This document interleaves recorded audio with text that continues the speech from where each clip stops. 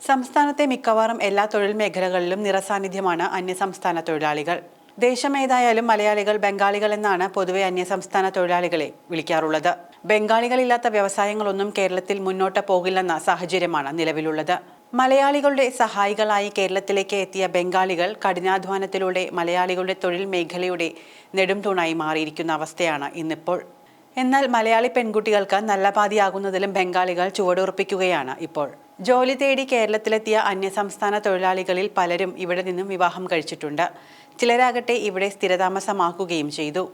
Life mission പദ്ധതിയിൽ വരെ ഇപ്പോൾ അന്യസംസ്ഥാന തൊഴിലാളികൾ ഗുണഭോക്താക്കളായിട്ടുണ്ടെന്നാണ് വിവരങ്ങൾ പറയുന്നത്.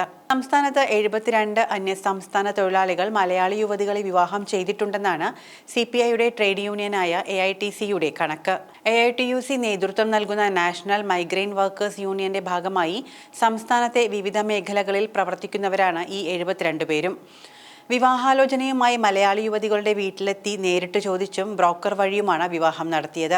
ആലോചനയുമായി എത്തുന്ന മറുനാട്ടുകാരായ യുവാക്കളെക്കുറിച്ച് പെൺകുട്ടികളുടെ മാതാപിതാക്കൾ അന്വേഷണം നടത്തിയ ശേഷമാണ് വിവാഹം നടന്നതെന്നും യൂണിയൻ പറയുന്നു. എറണാകുളം, വയനാട്, ഇടുക്കി, കോട്ടയം, തിരുവനന്തപുരം, കൊല്ലം, തൃശൂർ ജില്ലകളിലാണ് വിവാഹങ്ങൾ നടന്നിട്ടുള്ളത്.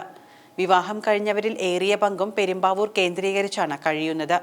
റേഷൻ കാർഡും മറ്റു രേഖകളും സ്വന്തമായി ഉണ്ട് താനും. മാത്രമല്ല ഇവർ ബംഗാളികളാണെന്ന് തിരിച്ചറിയാനും പ്രയാസം തന്നെയാണ്. കാരണം നന്നായി മലയാളം സംസാരിക്കുന്നുമുണ്ട്. സംസ്ഥാനത്ത് 3000-ഓളം അന്യസംസ്ഥാന തൊഴിലാളികൾ വോട്ടർ പട്ടികയിലും അംഗങ്ങളായെന്ന് യൂണിയൻ പറയുന്നു.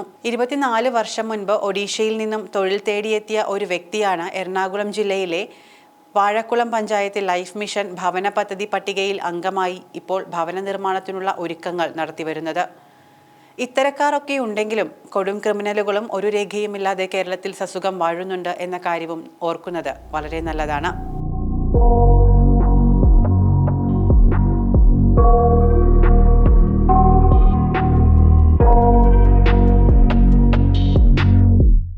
I got nightmares in my head.